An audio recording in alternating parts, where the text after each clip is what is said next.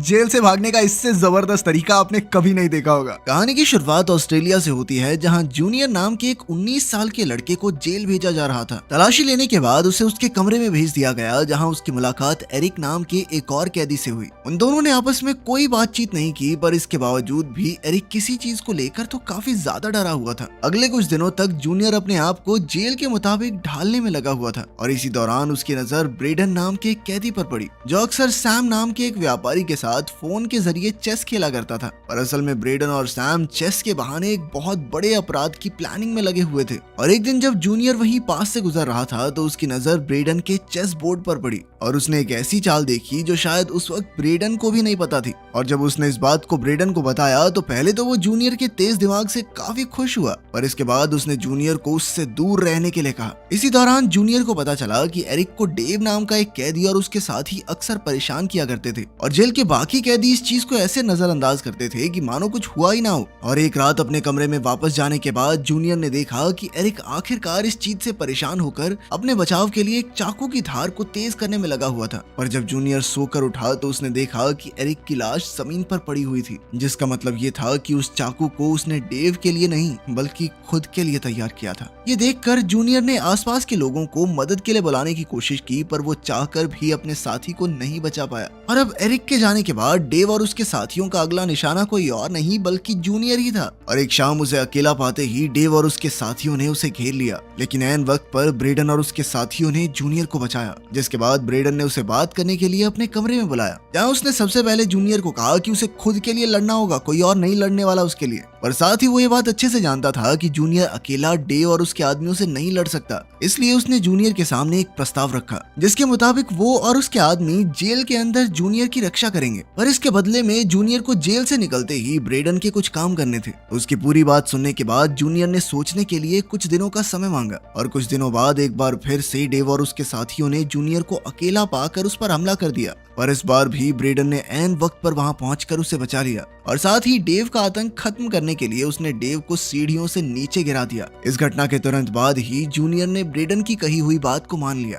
और अब उसे जेल से निकलते ही सैम नाम के एक आदमी से मिलना था, जो उसे हथियार के साथ साथ एक छुपने का ठिकाना भी देने वाला था, जिसकी मदद से जूनियर को एक हेलीकॉप्टर को हाईजैक करके जेल के अंदर लाना था, ताकि ब्रेडन और उसके साथी जेल से भाग सकें। कुछ महीनों बाद आखिरकार जूनियर की रिहाई का दिन आ ही गया, और बिल्कुल प्लान के मुताबिक वो जेल से निकलकर सीधा सैम के पास पहुंचा, जिसने उसे एक बीच साइड अपार्टमेंट के साथ एक सूटकेस में कुछ सामान दिया। अपने नए अपार्टमेंट को अच्छे से देखने के बाद जब जूनियर ने वो सूटकेस खोला, तो उसमें कुछ नकली पासपोर्ट के साथ साथ कपड़े और एक बंदूक भी थी। उसी रात ताशा नाम की एक खूबसूरत लड़की उससे मिलने के लिए आई, और उसने जूनियर को अपने मिशन के लिए कुछ पैसे और एक फोन दिया। उसकी खूबसूरती देखकर तो जूनियर पागल ही हो गया था। ताशा सैम के लिए काम करती थी, और अपना काम होते ही तुरंत वहां से चली गई। अगली सुबह जूनियर विल्सन नाम के एक रिटायर्ड फौजी के पास गया, और ठीक ब्रेडन के ऑर्डर्स के मुताबिक उसने विल्सन से कई सारे खतरनाक हथियार खरीदे, और उन्हें चलाने की थोड़ी सी ट्रेनिंग लेने के बाद वो एक टूरिंग कंपनी के ऑफिस गया। यहाँ से उसने एक हेलीकॉप्टर राइड बुक की, और बीच उड़ान में उसने अपनी बंदूक निकालकर पायलट के सर पर रख दी,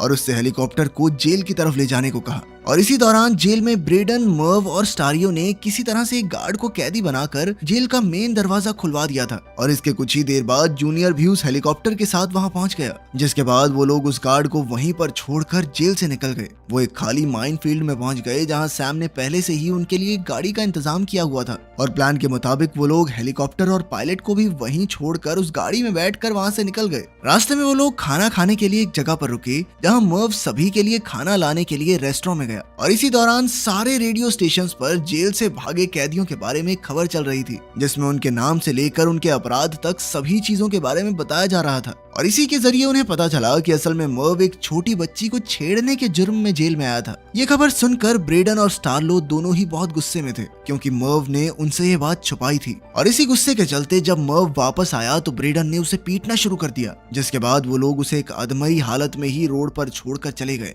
थोड़ी देर बाद वो तीनों उसी बीच साइड अपार्टमेंट में पहुंचे जो सैम ने उन्हें दिया था। स्टारलो को तो वो घर बहुत ज्यादा पसंद था, पर ब्रेडन ने कहा कि वो लोग यहाँ सुरक्षित नहीं है, क्योंकि वो घर चारों तरफ से खुला था। अगर गोलियां गोलियां चलेंगी ना भाई, हर तरफ से गोलियां बरसेंगी हमारे ऊपर। इसके बाद वो सभी सैम से मिलने के लिए उसके घर गए, जहाँ सैम ने उन्हें असली प्लान के बारे में बताया। असल में सैम का प्लान एक गोल्ड माइन से पूरी 6 सोने की ईंटें चोरी करने का था, और इसके लिए उसने उन सभी के एंट्री कार्ड्स भी बनवाए ताकि वो लोग इलेक्ट्रिशियन का भेस बनाकर उस माइन में घुस सकें। और इस प्लान में कामयाब होने पर सैम उनमें से हर एक को $2-2 मिलियन देने वाला था। और इतने बड़े इनाम के बारे में सुनते ही ब्रेडन तुरंत इस चोरी के लिए तैयार हो गया। उसी शाम जूनियर एक बार फिर से ताशा से मिला, और अभी वो उससे बात करने की कोशिश कर ही रहा था कि तभी सैम के भतीजे जॉश ने उसे अचानक से पानी में धक्का दे दिया। जूनियर को तैरना नहीं आता था और इसीलिए वो पूल में डूबने लग गया, और तभी ऐन वक्त पर ताशा ने पूल में कूदकर उसे बचाया। इधर पानी से बाहर निकलते ही जूनियर और जॉश आपस में बहस करने लग गए, पर तभी ब्रेडन ने उन्हें रोक दिया। थोड़ी देर बाद जूनियर काफी उदास होकर अकेला ही रोड पर घूम रहा था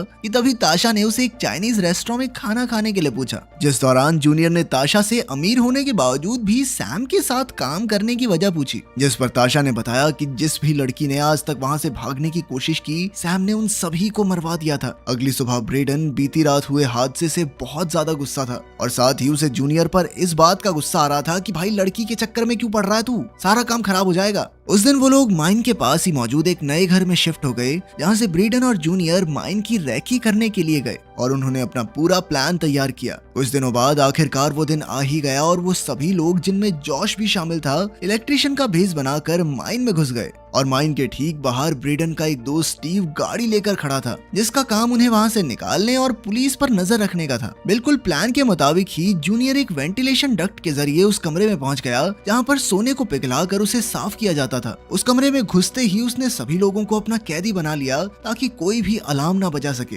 और इसी बात का फायदा उठाकर बाकी कैदी भी वहां पहुंच गए। अंदर आते ही ब्रेडन ने 2 कर्मचारियों को गोल्ड ब्रिक्स बनाने के काम पर लगा दिया। सब कुछ प्लान के मुताबिक ही चल रहा था, पर तभी अचानक से जॉश डर गया और उसने एक आदमी के पैर पर गोली मार दी। इसी बात से गुस्सा होकर ब्रेडन ने उसके मुंह पर एक जोरदार मुक्का दे मारा, लेकिन तब तक काफी देर हो चुकी थी, और इसके कुछ ही सेकंडों बाद स्टीव ने उन्हें पुलिस के आने की खबर दी। ये जानकारी मिलते ही ब्रेडन ने 6 गोल्ड ब्रिक्स अपने बैग में डाले, जिसके बाद वो सभी लोग कर्मचारियों के साथ ही छुपते छुपाते माइन से बाहर निकलने लगे, जहां पहुंचकर उन्होंने बाकी कर्मचारियों की मौजूदगी का फायदा उठाकर पुलिस वालों पर गोलियां चलाना शुरू कर दिया। और थोड़ी भगदड़ मचते ही वो लोग तुरंत गाड़ी में बैठकर वहां से निकल गए, जिसके बाद कई पुलिस की गाड़ियों ने उनका पीछा करना शुरू कर दिया। थोड़ी दूर जाते ही एक गोली सीधा आकर स्टारियो को लगी, जिसने उसे काफी ज्यादा जख्मी कर दिया, पर फिर भी किसी तरह से स्टीव ने पुलिस वालों को चकमा दे ही दिया। लेकिन तब तक स्टार्लो को यह एहसास हो गया था कि वो अब जिंदा नहीं बचने वाला, और इसीलिए उसने उसका हिस्सा उसकी बेटी तक पहुंचाने को कहा। उन सभी को बहुत ज्यादा बुरा लग रहा था, पर अब उनके पास कोई दूसरा चारा नहीं था, और वो तुरंत अपनी गाड़ी को एक ट्रक में छुपाकर वहां से निकल गए।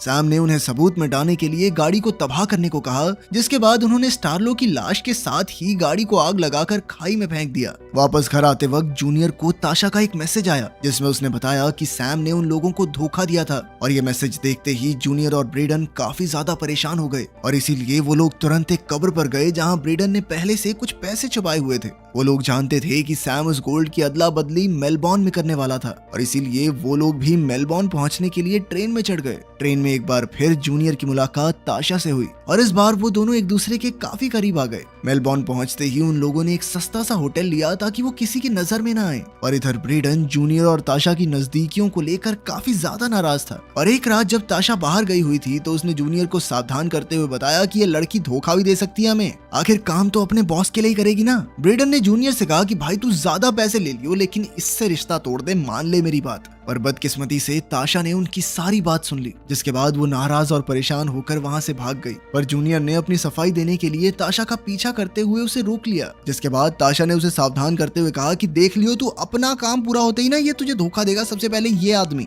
इसी दौरान सैम के एक शूटर वेन को ब्रेडन और उसके साथियों का पता मिल गया था, जिसके बाद उसने तुरंत ही वहां पहुंचकर अपनी बंदूक ब्रेडन के सर पर तान दी, क्योंकि सैम ने ब्रेडन के सर पर एक इनाम रखा हुआ था। पर ब्रेडन ने बड़ी ही चालाकी से वेन को ज्यादा पैसों का लालच देकर सैम की धोखेबाजी के बारे में बताते हुए उसे अपनी ही टीम में शामिल कर लिया। अगली सुबह जूनियर और ब्रेडन एक साथ उस जगह पर पहुंचे जहां सोने की अदला बदली होने वाली थी, और उनके वहां पहुंचते ही उनकी नजर जॉश पर पड़ी, जो सैम की जगह पर डीलर से अदला बदली करने आया था। पर तभी अचानक से वेन ने एक पिकअप ट्रक को फुल स्पीड में लाकर उन दोनों गाड़ियों में मार दिया, जिसके बाद उसने वहां मौजूद सभी लोगों पर अंधाधुंध गोलियां चलानी शुरू कर दी। और इसी मौके का फायदा उठाकर ब्रेडन और जूनियर ने सोने के बिस्किट्स वाला सूटकेस चोरी कर लिया, जिसके बाद वो लोग अपना हिसाब बराबर करने के लिए सैम के घर पहुंचे, जहां ब्रेडन ने बिना कोई वक्त गवाए सीधा सैम को गोली मार दी। इसके बाद ब्रेडन और जूनियर ने सभी से छुपकर एक होटल किराए पर लिया, जहां पहुंचते ही ब्रेडन ने गोल्ड से भरा सूटकेस एक बेड के नीचे छुपा दिया और वहीं दूसरी तरफ जूनियर किसी बहाने से बाहर निकला और उसने चुपचाप उस होटल का एड्रेस और चाबी ताशा को मेल कर दी। इसके बाद ब्रेडन और जूनियर ने एक बोट खरीद कर हमेशा के लिए देश छोड़ने का फैसला कर लिया, पर रास्ते में वही हुआ जो ताशा ने पहले से कहा था। पैसे आते ही ब्रेडन ने जूनियर को धोखा दे दिया और अब वो जूनियर को सिर्फ थोड़ा सा ही हिस्सा देने वाला था, लेकिन अब तक जूनियर ने भी कई सारे खूंखार अपराधियों के साथ काफी समय बिता लिया था और वो भी पहले से समझ चुका था कि भाई ये बंदा जरूर धोखा देगा, जिसके चलते उसने ताशा की मदद से असली सोने के पत्थर कोई बदल दिया था। ये खुलासा होते ही ब्रेडन गुस्से से पागल हो गया और उसने सीधा जूनियर पर हमला कर दिया, जिसके चलते वो दोनों ही पानी में गिर गए। और इधर जूनियर को तो बिल्कुल भी तैरना नहीं आता था, लेकिन बिना सोने का पता पूछे ब्रेडन उसे मरने भी नहीं दे सकता था, तो वो उसे पकड़कर वापस बोट पर ले आया। और जूनियर के होश में आने के बाद ब्रेडन कहने लगा कि भाई मान गया तुझे, तूने बढ़िया चालाकी दिखाई। जूनियर ने वादा किया कि भाई मैं तेरे जैसा नहीं हूँ, मैं तेरे हक का पैसा तुझे जरूर पहुंचाऊंगा, जिसके बाद वो अकेला एक छोटी सी बोट में बैठकर वहां से निकल गया।